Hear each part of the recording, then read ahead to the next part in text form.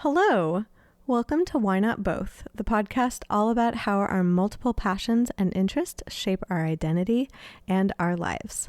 My name is Pam Schaefer, and I am a musician and therapist in Los Angeles, and I also happen to be your host. This podcast is produced by Laura Studeris, and for this season, we've partnered up with Under the Radar magazine. If you like what you hear, you can hang out with us on social media. We are on Twitter and Instagram at WNB the podcast. And if you really, really like what you hear, please support us on Patreon. We are under Why Not Both podcast. When you join our Patreon, you get a whole bunch of really cool behind the scenes stuff and you get to chat with us. And that's pretty awesome. Thank you so much for your support, and I hope you enjoy our interviews. Today, we welcome Julien Baker, the wonderful, charming, and brilliant musician, to the podcast.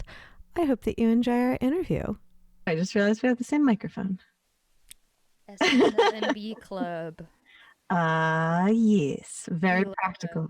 It is very practical. However, I use it for, I record a lot of my vocals on this microphone, doing all these interviews, and it's, very difficult because it's a very low-gain microphone. Yes. Yeah, it still is technically a dynamic mic, I believe. But, anyway, nobody needs to hear about that. Nobody needs to hear me talk about, I should have bought a higher-gain microphone.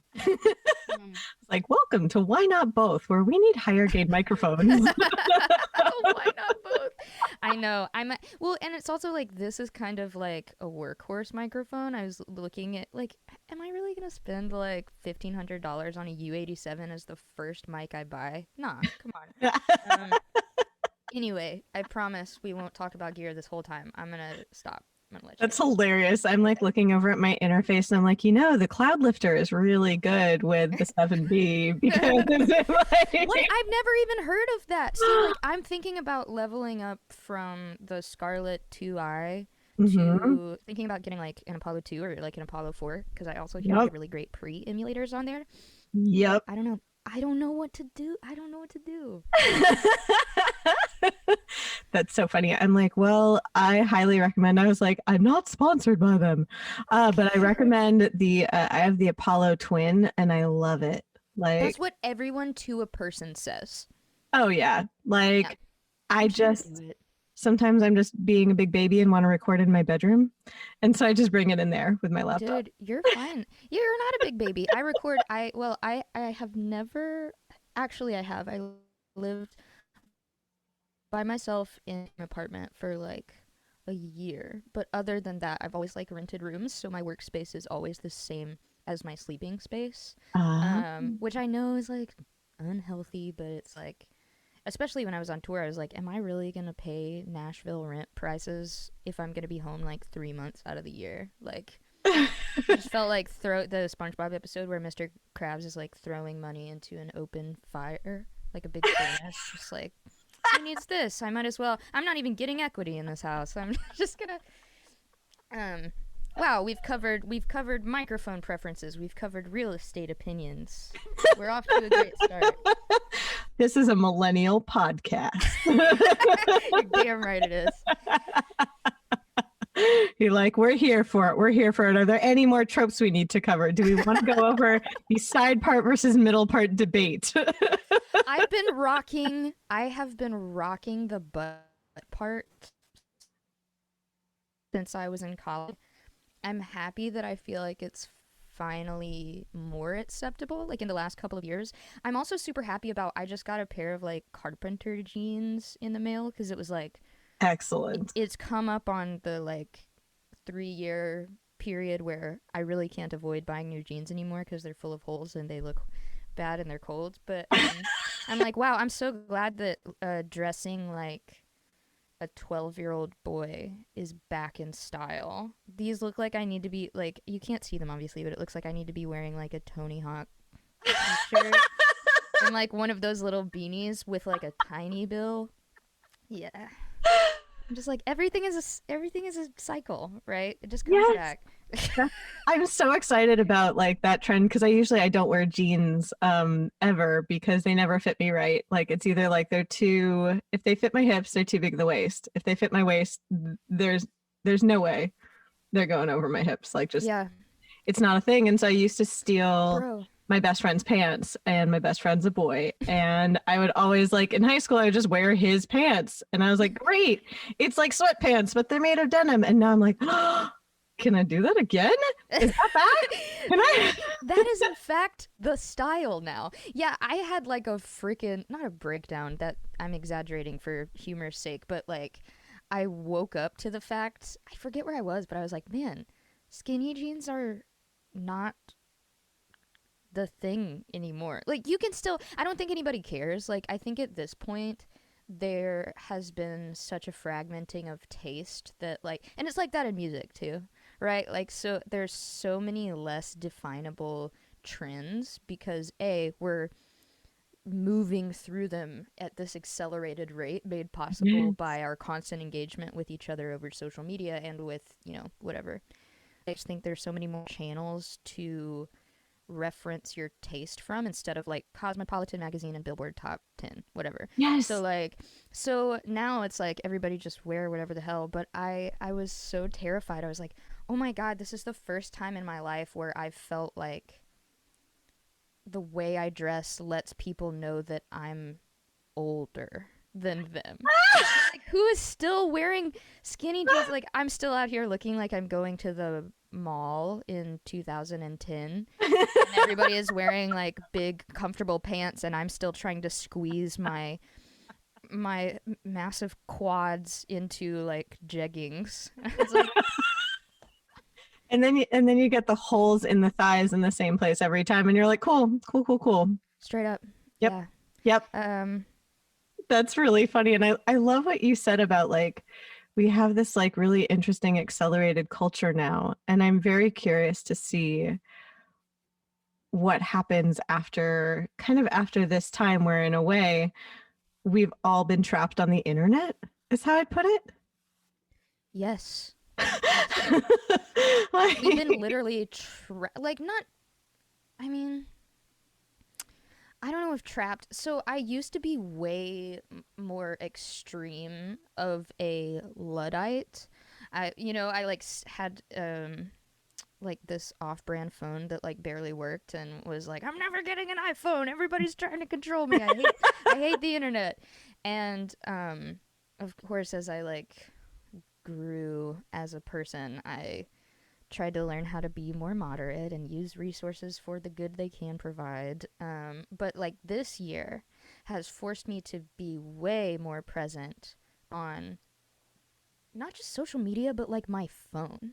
You know yeah. what I mean? I was talking, which is, I guess, is sort of to me about it is that it has disembodied so many of my relationships. And I think that's why it's hard. Like, I'm a person who's so bad at texting. I am so bad at texting because I'm like, it is, I don't know.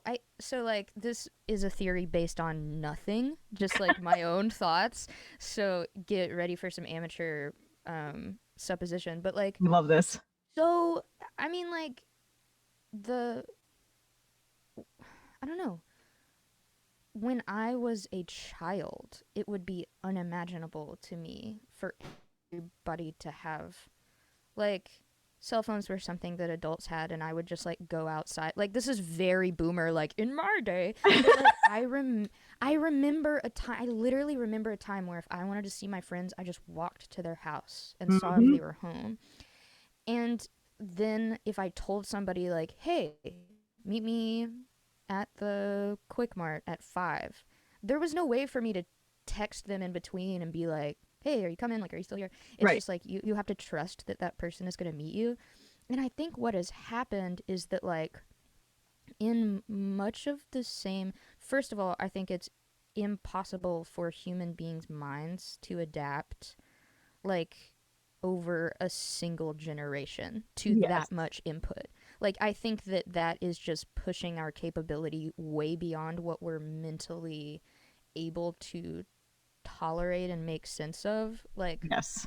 but two, it's like this diminishing return of meaningful communication, because when you have the option to communicate with anybody at virtually any time, then it's like you also have this reverse obligation. And so now friends that I would have seen maybe when I went through their town on tour or something, or that I Mm-hmm. would have had to like call maybe like once or twice a year and be like, hey man, I haven't talked to you. Like, I can theoretically engage with those people at any time. And Mm-hmm. so, but it's like, since it's so disembodied, the connections are so much smaller and they give you so much less fulfillment. And then people are like constantly texting each other. It's like the diet soda of interaction. But it's like the more that you interact, the more validation is required for a Yes. friendship. Like, and Yeah. I honestly straight up don't think that our human brains can give focused attention and presence to people on the scale that we are expected to. You know what I mean? Yeah. And you spoke to, real quick, I'm going to do a daring maneuver and see what's up with my Wi Fi because part Oh, of you do it. glitched when you said that. And I was like, the irony of there being a glitching sound while we're Oh talking my about the god. overload of the human mind with digital communication. I'm like, damn, well, that's on point. Okay. Cool, cool, cool. Let's see what's going on here. Oh, it's because my computer connected to the 5G network after restarting Zoom spontaneously. Oh, sure. I Checks see. out. The The 5G. 5G. It's after us. It's probably because I'm vaccinated. Oh my god. Yeah, you have nanobots in your blood. They're communicating with my nanobots because I just got my first dose recently. Heck and Um, heck. It might. Although, dude, here's my thing with conspiracy theorists is like, Do you know what's really I'm funny? So my internet what? literally said your connection is unstable, and then I heard you say, "So my thing about conspiracy theorists," and then it froze until the phrase the wrong way. No.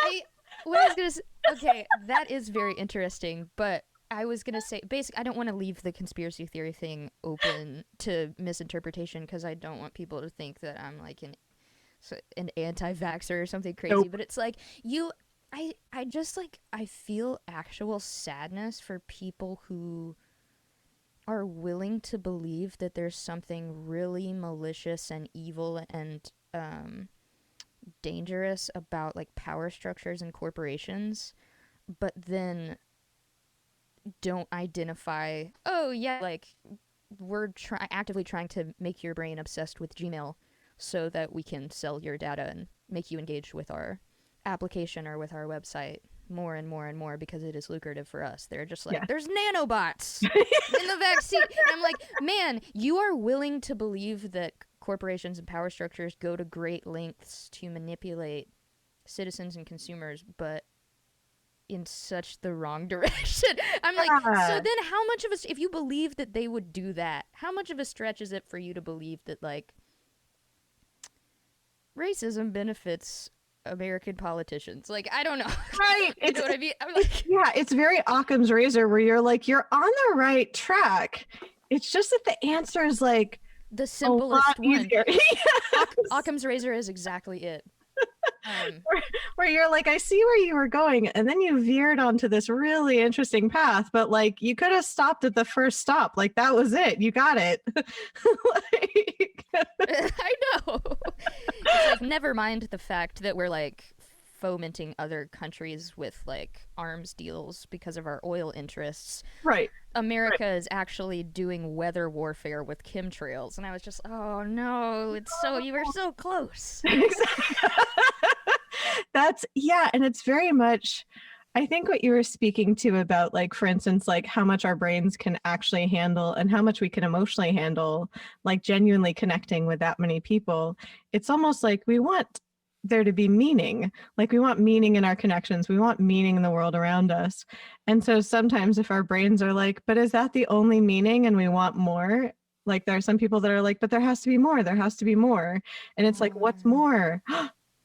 Nanobots in your bloodstream. Yeah, no, I mean, oh gosh, yeah, but I mean, meaning making is the task of humanity in a sense.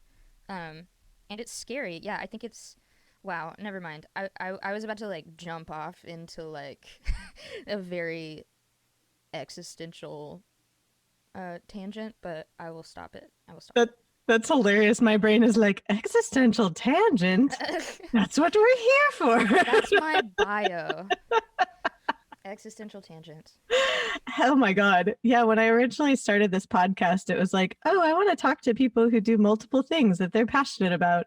And then the world, like, low key just inverted itself. And I'm like, I want to talk to people about literally whatever they want to talk about. That's awesome. I really enjoy conversations like that too, because then it's like, I don't know, it flows in a more natural way. It doesn't feel like me providing like canned answers, I guess.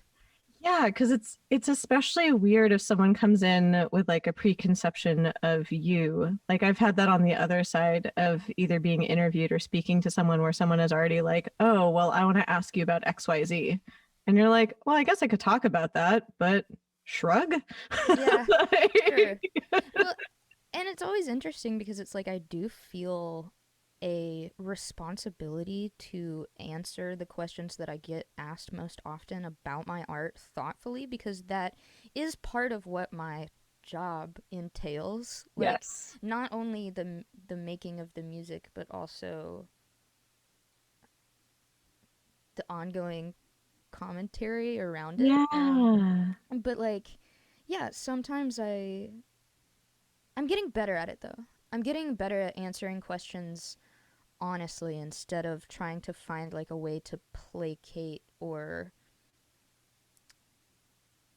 like a neat, tidy way to reconcile something I'm Right. talking about. I feel like I used to get asked uncomfortable questions and I would give like greeting card answers because confrontation makes me really uncomfortable. um Oh. or not even just yeah, I guess confrontation, like I just wouldn't be a person who disagrees with like an interviewer or even like a person I'm having a conversation with. I feel like my cop out is always like, that may be true, but, and then try to like I feel like I'm just such a like a toxically accommodating person, so I'm working on not being that. It's hard, especially if you're used to accommodating people. Like if you're used to yes anding when you say no to someone, you're like, did I do it right? Yeah. Well, and especially that has a ton to do with like, I don't know. It does have a lot to do, I think, more than I would have given credit to or recognized myself, because it felt like, to say that it had to do with how I was socialized as a woman, that I was Hmm. more accommodating, that I was non-confrontational. Um, I I'm sure that there's other things about like my childhood experience and my parents that make me like that. But also, it does very much have to do with being a female body in this world and like how I'm regarded by others. And I didn't want to say that. Like I think I never wanted to acknowledge that about myself because it felt like a weakness that I would not be able to see how I had been socialized by a patriarchal structure Hmm. and then override that, like once I Yeah. can recognize it. But there's so many things, I'm learning all the time, that it's not always so easy to just logically accept something and then put it into practice. There's so many mental hurdles to overcome with everything. Yes. And especially when you're still within that structure, that like we internalize it in a way that we went along with a structure we were raised in, that that's a weakness. But it's like, wait, that structure still exists even once I've realized it. You're like, hold up. That Yeah, means that now I realized it and I'm like swimming kind of against the stream. Do things swim against streams? I don't know how things swim. things do swim against streams. I think that's the whole thing. Like that's like how like grizzly bears catch salmon because they're Uh-huh. swimming upstream. Uh-huh. Isn't that the whole Here we thing? go. Yeah. It's so funny. I'm like, I'm from LA. I don't know how things swim. I swim. Plenty of things swim upstream. Exactly. But yeah, it's like once you realize that, then you have to keep reinforcing like a narrative that goes against like the dominant narrative, which that takes so much effort. It takes so much effort, and it's something too that also, like, if you have something specific that you wanted to talk about, I don't want to like get to the end of an hour and you be like, I didn't cover anything, so you can like cut me off at any time. But like, a thing I've been thinking about is the same thing is true of me under recognizing how much a male dominated society had affected me and how much I Mm-hmm. or how comfortable I feel in the world. Like the same thing is true of my identity as a queer person, and I find myself Mm-hmm. in a lot of interviews now going back when I'm asked specifically about like queer musicians or just queer people that I looked up to as a child, or Mm-hmm. female musicians, non-cis male musicians. I am recognizing this pattern of assimilation that I didn't want to acknowledge. Like, but when with an identity, there's no right way to execute it. B, no one hands you a handbook on being queer Right. when you recognize that you have a crush on a girl in your class. No one is like, here, you need to read all these books. And so then I feel like that's that is the really insidious part of and damaging thing about heteronormative society is that like in addition to trans lives and like specifically black trans lives being uh, disproportionately more at risk than Mm-hmm. like whatever straight passing cis people walking around, and the actual physical violence that is incurred upon queer people. There is also um like I don't know what it is like or like maybe a self reinforcing internalized homophobia that makes people engage with their queerness in a really unhealthy or heteronormative way. Like I was social until I got to college and made friends with a bunch of other lesbians. I was just a person who like hung out with dudes, Mm-hmm. said like said queer slurs in my regular language, but without like now when I say something is queer, it's like from a position of pride and like solidarity, but like Mm-hmm. you know what I mean? It's like I have to actually be accountable to those um things that I did out of ignorance, sure, but also because queerness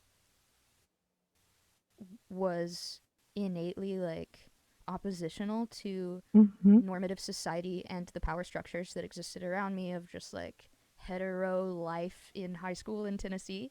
So Yeah. it's like I can see in my own life how I chose to assimilate so much more often as a self-preservation method, so much more often than I chose to retaliate or like rebel. Mm. And I don't know. Yeah, I wish that there had been more channels or examples of people radically asserting their queerness or their themselves as a woman or female. Um, Yeah. yeah, but like, yeah, I guess that's the work. The work is acknowledging the resources you didn't have and the mistakes that they allowed you to make because of Mm. you being deprived of resources. Yes. Yeah, Information and art and conversations like this one, where people can also hear that you are taking accountability for being like, hey, instead of like doubling down and feeling ashamed, it's more like, hey, I didn't have the resources. I have them now. I'm yeah, learning a lot. I've learned a lot. Oh my gosh, how do we share with other people? Like, because that's exactly like, that's so interesting that you said that you're like, yeah, no one hands you a guidebook. And it's like, of course they don't, because they're all like covert guides. It's yeah, almost like once you figure out like, oh wait, I'm queer, it's like you all of a sudden look back and you're like, oh my God, all these little unrelated seeming moments in my past, they seem to oh. yeah. Well, and then it's like without again, like without. I even find this in my earlier music, that especially the love songs that I would write, or more often the like heartbreak songs I would write, Mm-hmm. are very much the like a queer experience, um, like re situated into like a straight dynamic, because Mm-hmm. I feel like that was so, again, it's like I still had a very binary understanding of gender and gender roles within a relationship, because that's just how I was raised. And Mm-hmm. once I came out, all my dude friends just treated me like a dude. And so Yep. I was basically just like enacting um really toxic uh like heterodynamics Mm-hmm. with like these really screwed up ideas of like what femininity means, and what like like I think about this all the time, but like it took me so long even to be like, there doesn't have to be a male female dynamic in queer relationships. Yes. But like if that is all you're ever shown, like of course when I'm 15 it's like I feel like there are these very clearly defined slots that everybody has to fit into, of like dominant or non-dominant, or like Mm-hmm. butch and femme. And I don't know, it's just like it is very much just taking what you see, and like that's all the information you have. Yeah, And and it's like, and it's so important to have other things in our culture so that people can be like, oh wait, there's other ways to be. yeah, Like, there's other ways to be. Yeah, seriously, all I knew about relationships was like I used to watch Comedy Central stand up. No, this is great. I used to come home from school and I would just watch like the 2 hour block of the 30-minute Comedy Central presents stand up, oh my because god, I was like, I didn't know what else to watch. I'm just out here getting home from school, that's amazing. making some chips, watching Comedy Central. And so basically my context for adult relationships was exclusively, and also it was like male comedians being like, aren't women annoying? Don't you hate going shopping and waiting with them and how they never can make decisions? And then women comedians, or female comedians being like, isn't it annoying how men are completely emotionally available and really dirty and basically adult children that you have to clean up after all the time? Oh, well, I guess that is the male female dynamic. And so it's like, of course. Yep. I Yep. say, that's like, that is what was presented to me. And it makes me so happy now, even though I try not to get like overexcited about progress in a way that ignores or diminishes awareness of how much work there still is to do. But especially when I see like my younger cousins and stuff, or like younger people in my life, the way that they talk about relationship dynamics and about what's healthy and what's unhealthy, and even portrays um, queerness and Yeah.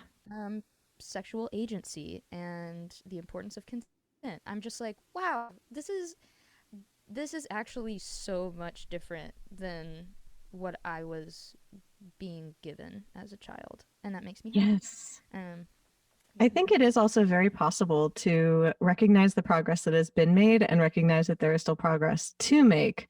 But it's kind of like celebrate without resting on your laurels.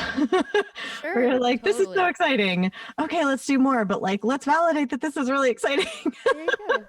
Yeah, I think that's what keeps people from becoming burnt out. There's this book, Hope in the Dark, by Oh, Rebecca Rebecca Solnit. Solnit. Oh my gosh, Yes. I have gotten so much comfort from that book, especially when she talks about like the incremental victories within like an ongoing um, discourse. Because I Hmm. also just I can't stop talking about this book. I'm so sorry. I just read The I Committed love this by book. Keep talking. Viet. No. I not Hope in the Dark, but The Committed by Viet Thanh Nguyen. Ooh, I I haven't read just that. dude, it's crazy. It's a sequel to his earlier novel, The Sympathizer, and he basically just like talks about. It's very like heady at times, and there's a lot of like deep political and existential ideology in there, and like references to like Althusser and Sartre and like all this Yes. stuff. But it is also very like it's historically research, like impeccably historically researched and accurate. And But he basically talks about this endless dialectic, like the model of uh, thesis and antithesis producing like a constant new synthesis. And Mm-hmm. so it's like, man, that's just the thought tree, like the never-ending circle that you have to submit yourself to as a human being is like once you have a synthesis, then somebody will have an antithesis to your synthesis and you'll make a new synthesis. And it's just like, I don't know, letting go in that way makes me a lot more able to, it makes me view this earth more hopefully Yeah. instead of just being like, we'll never find the answer. How stupid is it to even try? It's just like, just just do it one thing at a time. Just You make find one an answer, and an then there's another answer. question, Yeah. and then you find another answer, and then you're like, oh, Yeah. hold up, there's another question. I'm like, is this all of my life? Yes. Yes, Yes. it is. Yeah. Yes. That, exactly that. And when you're talking about the thesis, antithesis, synthesis, it harkened back to what you were saying about how now our cycles of not just communication, but creation are accelerated because we get to bounce these ideas off of each other currently virtually.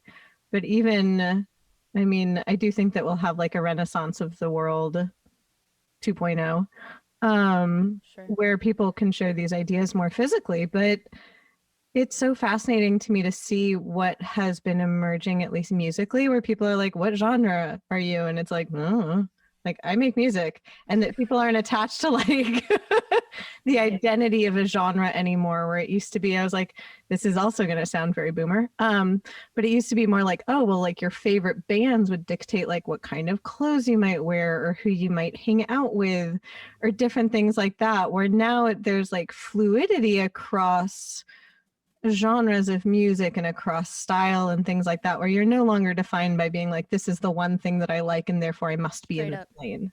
No, I was like that. I mean, I was like that as a little middle schooler. I found out that there was screaming music, and then very quickly it was like this I don't want to say downward slope, but I just like plunged really heavily into only listening to like Winds of Plague and Rose Funeral because I really needed to let everybody know that I was like a metal kid and wore Uh-huh. like only black and stuff. And I remember it, and it seems now almost obsolete for me to tell stories about being like a punk kid and not a band kid or a preppy kid or an athletic kid.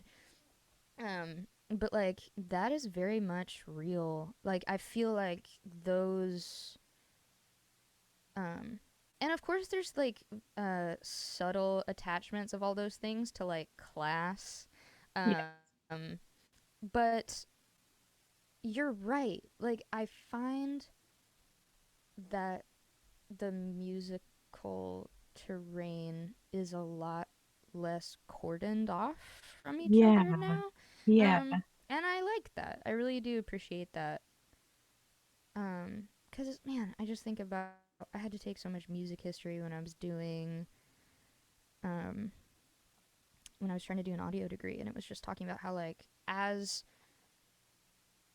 well, I don't know. I was gonna say it feels like there are less, maybe not less gatekeepers, but more channels through which bands and musicians can make their music available to the Hmm. world by bypassing, say, a major label. Like Mm-hmm. anybody can just put their stuff up on Bandcamp or SoundCloud or whatever, and like you can have these huge viral phenomenons that are not going through the regular gatekeeping channels or whatever, the taste making Yes. channels. But I guess Yeah. that does still exist because it's like I don't know. All the streaming services have like curated playlists and stuff, and it's like its own payola in a way. But wow, sorry, I'm not here to like shit on everything. Um, I love that it's so funny you keeping like, wait, I'm talking about interesting stuff and I'm like, go on. I love that. Yeah. I also, it's so funny. The only reason I have my camera off, by the way, is I'm in the middle of West Hollywood, where like even though I upgraded my internet, everyone's still on the internet because I'll just stay inside, question mark? Sure. I mean, that's kind of how it is here, too. Half of the inhabitants or people that come to visit Nashville don't care a Oh, ton. geez. So, I mean, at least it's not like I have Matt, who plays drums with me, Matt Gilliam, lives in Texas, and the governor, like, lifted the mask mandate. Oh It's my just gone God. to businesses. Yeah, I can't even I imagine. swear there But, must be like someone in Texas must have it out for someone else, because Texas is like, how do we just like go on a low key, every man for themselves rampage between like everything that went on with no power because they never upgraded their power grid to like, let's just not protect people from an established pandemic that's been going on for a year. I'm like, is there someone that someone else just needs to get revenge on, and like everyone else is suffering the consequences of that? Like what happened there? hot take, everyone is suffering the consequences of a weaponized puritanical religious belief in this like ugly cousin of social Darwinism that is that every that like you actually aren't responsible for your neighbor and that Gotcha.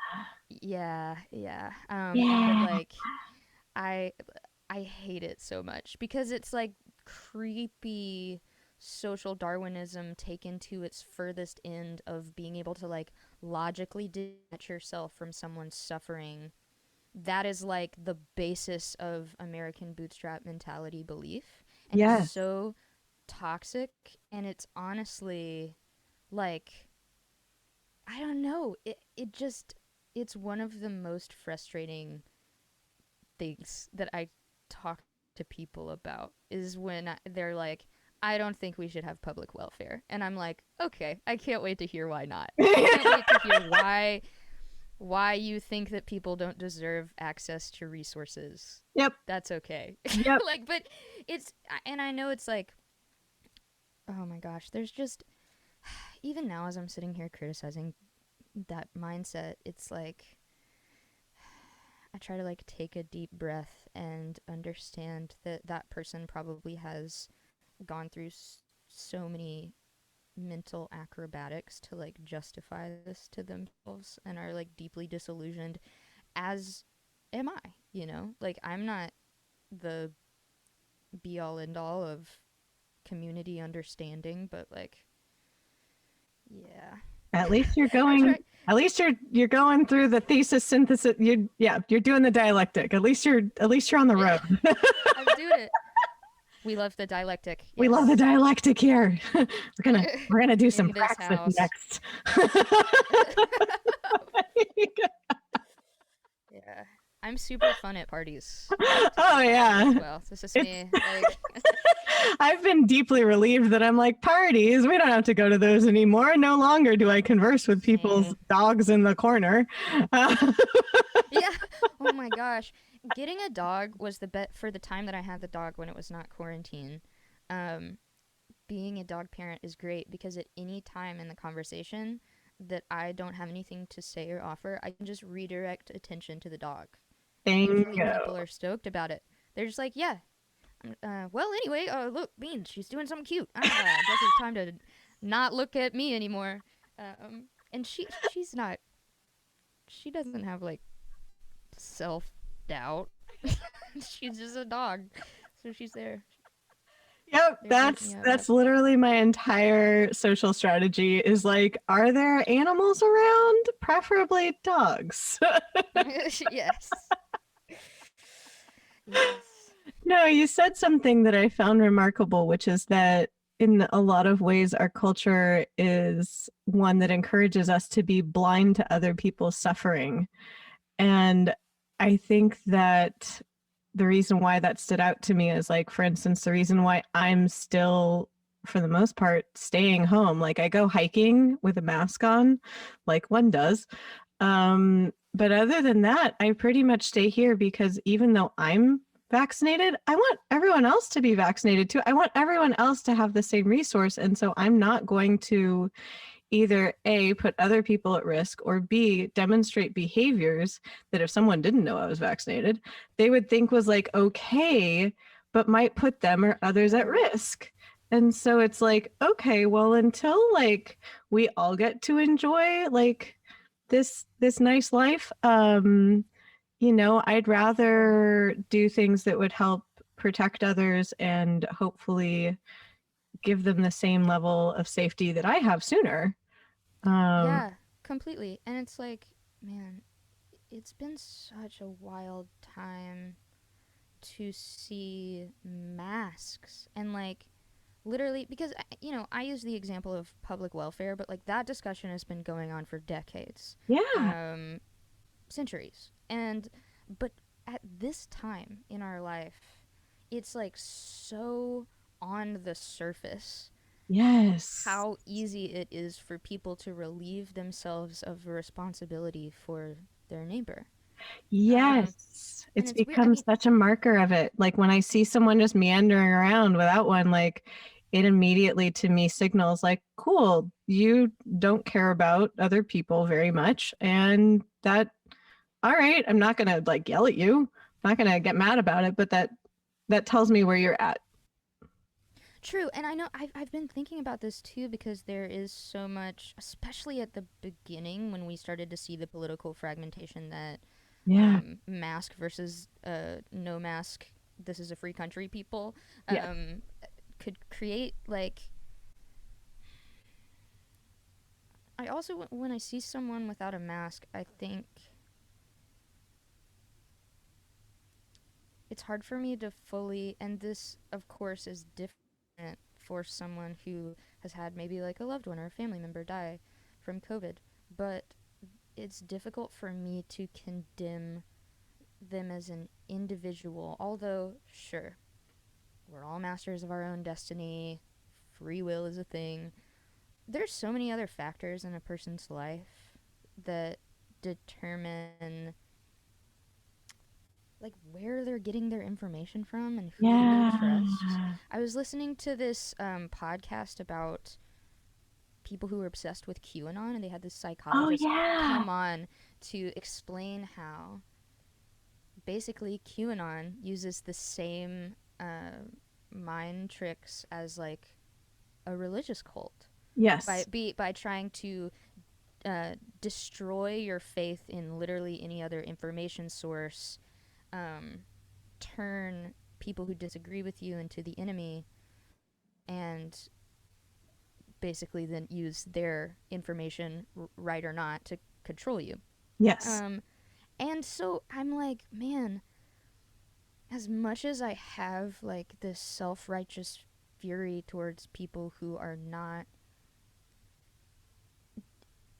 in the world behaving considerately of others the way I feel they should, I also really feel like I don't want to be like I don't want people to again non-confrontational. So I'm like I Yep. don't want people to hate me for saying this, but it's hard for me to hold an individual accountable before I hold the power structure that enabled them to be that way accountable. Before Yeah. I hold accountable like all of the news outlets and politicians and people who own apps like Parler or whatever, like people who enable and encourage and perpetuate this kind of illusion. Those are the people that I want to hold accountable because I feel like on an individual basis, if you just come out at that person like, why aren't you wearing a mask? Then you're just going to get one of those people on the mask rage YouTube videos Yeah. that has just been waiting for you to criticize them or Oh, of course. try to take a moral high ground. And then it's like there's no effective changing of that person's mind. There's no convincing that person to wear a mask. Well, and a Um, lot of it goes back to, well, part of it that sparked in my mind was like just that empathy and also ability to take another person's perspective by seeing where are they getting their information, what are they emotionally attached to, and why. And then, like you were talking about, of even when you said, like, we didn't have a manual for being queer, which is true. No one gives us one. It'd be really nice if someone wrote one. It'd be cool. But like, it's almost like since you don't have that, you only have the information that you're given up to a certain point. And then sometimes you have to seek out information because it is there. It's just sometimes more esoteric. But it's almost like you want to hold the people accountable who are either disseminating this information to further their own power or kind of investigate the structures at play that would make it advantageous for someone to disseminate this information or someone to want to gain the kind of power that one would have if one's running a cult like QAnon, instead of being like, oh, I'm going to get mad at like one of the people who believe this. Because you're right, like if you get mad at someone for their beliefs, really anything, if you just get mad at someone for believing something, that will 0% lead to a conversation I know, it's in, like in I've which either tried person's it. comfortable. I have tried it for years with my family. I remember being like, I was like a freshman in college, and I was like, Mom, we everything about the United States is racist, and we do it on purpose. And you know, basically, we were having the same conversation about public welfare, Mm-hmm. and I feel like it is easy to. So it makes me so mad, but it's also so hard to unwork just like decades and decades of how people that my generation would call boomers have been manipulated into thinking that, I don't know, people immigrating to the United States from uh, refugees, either refugees from countries or just immigrants to the United States, are actually actively threatening Right. their livelihood. That seems like such an obvious lie, but it is something that political structures since like the dawn of time have Yes. used to oppress and exclude people. Yes. And it's really sad because it's like, I don't know. I just it you know, I was gonna just like kind of trail off there and like supply some sort of it'll get better eventually, but I think also sometimes it's good to just make space and mourn and regret the collective lostness, you know. Um, Yeah, when we're stuck in these cycles, yeah. that, it's interesting that you cited kind of that perpetual cycle of like outsiderness and xenophobia, that like we see that throughout the cycles of human history. Like it's not novel to our Mm-hmm. era of human history. And it's like, we still haven't gotten through that one and are wrestling with it. Yeah, yeah, definitely. And it becomes more insidious too. Like I recognize, I keep using that word, but it's because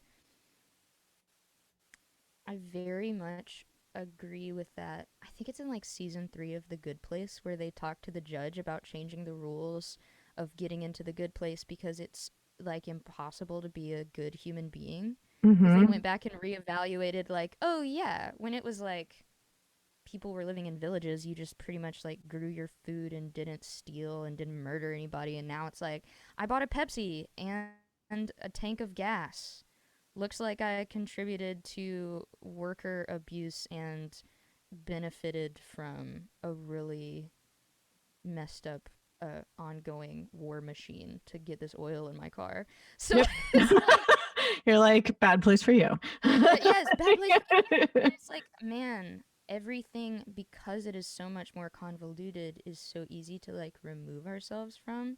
And I Yes. used to think, like, I used to actually have so much crippling guilt about, like, I don't know, buying a single use plastic water bottle. Yep. And it is kind of that both and thing. Like, you can recognize what systems your daily activities are attached to, but if you, like I have done many times, allow it to paralyze you in this sort of defeated nihilism, then you also relinquish your chance to do anything about it, I guess. Yes. And taking it piece by piece, because otherwise you will be paralyzed by it. It Mm-hmm. reminds me of it's a book on writing actually, but I ended up reading it in grad school. for therapy, which I found really interesting. I really like this choice of book. It was the book Bird by Bird. Um, it's Write that down. yeah, I need to write down the other book that you mentioned because you said the words of it that fascinated me, and my brain was like, remember the title. And because I focused on remembering the title, I forgot the title, but remembered that I thought really hard It's about okay. remembering it. It's called The Committed. The Committed. Yeah, I'm gonna I'm gonna Google that right now. do it. I'm going to look up Bird by Bird. The Committed. Oh, there it goes. There we are. Yeah. The reason why it reminded me of that is that the whole thesis of that book really is like you take things piece by piece, because if you need to like somehow catalog every bird in the world, you're going to go, yeah, no. Uh, but if it's like you go bird by bird, like you make progress because there's always room for more. But same thing as Mm-hmm. like we were talking about before, where it's like recognize the progress that's being made while still knowing that there's more progress. Like Mm-hmm. you can then make like one choice differently and then be like, okay, I've adapted to that, make another choice differently, and like, okay, adapt to that. Mm-hmm. Where like, because even in the midst of, you know, I don't know how to put it other than trying to be a decent human in the world. Yeah. Like It's a struggle. I'm really trying my best, and sometimes I mess up. Yeah. And it's like at each opportunity be like, okay, what can I do differently next time? And also like what did I learn from that? Because people, no matter what you do, like someone will find a way to criticize you, or you'll find a way to criticize yourself. For Um, sure. and so if anything, it's more about like recognizing that as an opportunity for growth and change. Be like, all right, there's another one of those, as opposed to being like, oh, there's too much. I'll just Yeah. collapse. Oh, completely. Yeah. No, I agree with that very much. Trying to look at your mistakes as like an opportunity for more information gathering. Yes. Um, yeah. And it's been a weird time to even like to be creating anything. Like I don't know what you've been creating or not creating this year. Like this past year has pretty much been me doing this podcast and making music in my living room, and I just released the first song in like a year. That Whoa. yeah, it was a How weird do you feel? experience. You know, I felt this like really terrifying migraine the night before. Sure.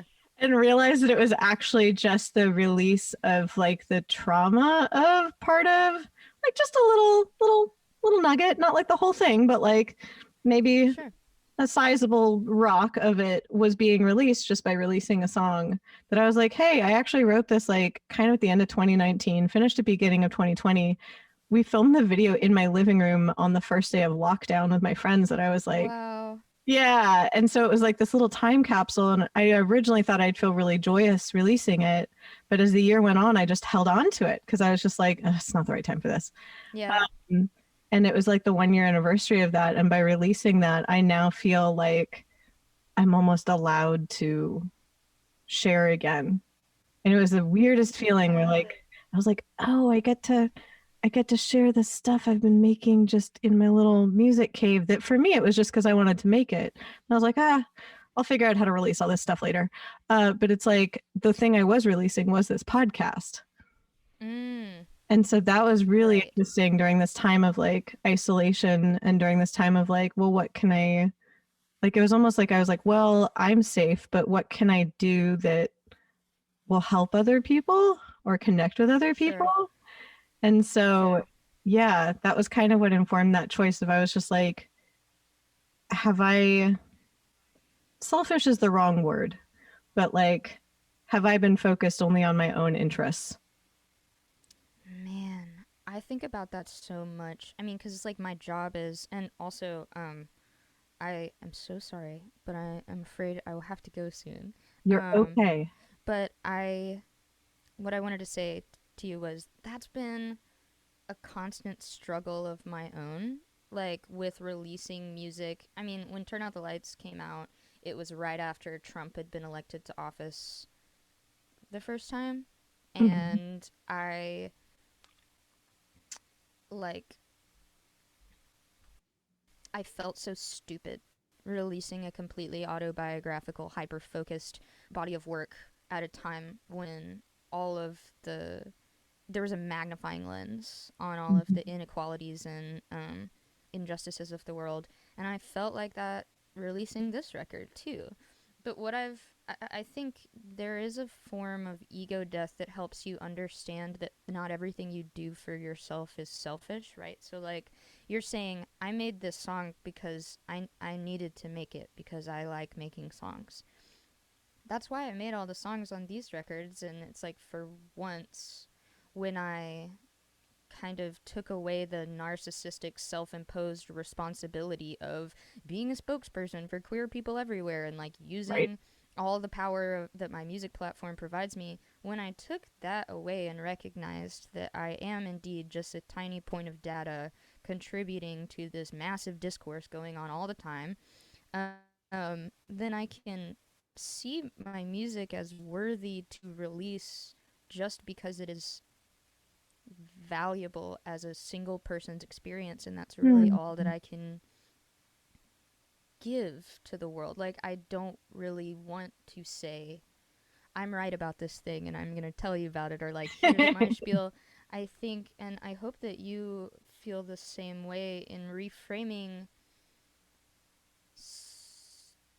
I don't know, art or discussions that take place about the self, not as selfish, but as a necessary part of the process of understanding others better. Like, I don't know, or at least that's what I try to tell myself when I think that I don't have a real job, because I write songs all day. Well, and it goes back to what you said about like looking at who you ended up looking to as like a kid and then in middle school and like things like that. Like, we do look to artists, and we look to artists to understand ourselves and other people. And so in a way it's one data point, but it's also a very important data point because like, yeah, it's in the context of a grand discourse, but you're like, we need all the data points that we can get. Yeah, higher, it's statistically true that the higher sample pool you have, the more representative the results of your analysis will be. That's very true. It becomes more statistically significant the better a simple random sample of the population you have. Wow, I love this TED Talk that we have had. But yeah, I'm so glad that you went there with me. I'm like, all just little data points. Exactly. I'm like, is it a nerdy topic? Is it gear? Is it statistics? Is it praxis? I'm here for it. Also dogs. Also dogs. My dog is getting, I can hear my dog starting to get fussy right now. Yep. I heard the head flap. I heard the ears, the flippity. Yeah. Yep. So cute. She's like a hound, so she has those big like floppy ears. Oh wait, maybe she'll come up here. I was like, puppy dog. Well, there she is. Oh, she's like, what? Is it me? You want to look at me? What's going on? She just wants me to take her out. But... Yep. Oh my goodness. Thank you for being so generous with your time. Of course. Yeah, it was my pleasure. And thank you for having such an enjoyable conversation. Thank you again for listening to this episode of Why Not Both. If you liked what you heard, please make sure to like us and subscribe to us on your preferred podcast platform. You can also come hang out with us on social media.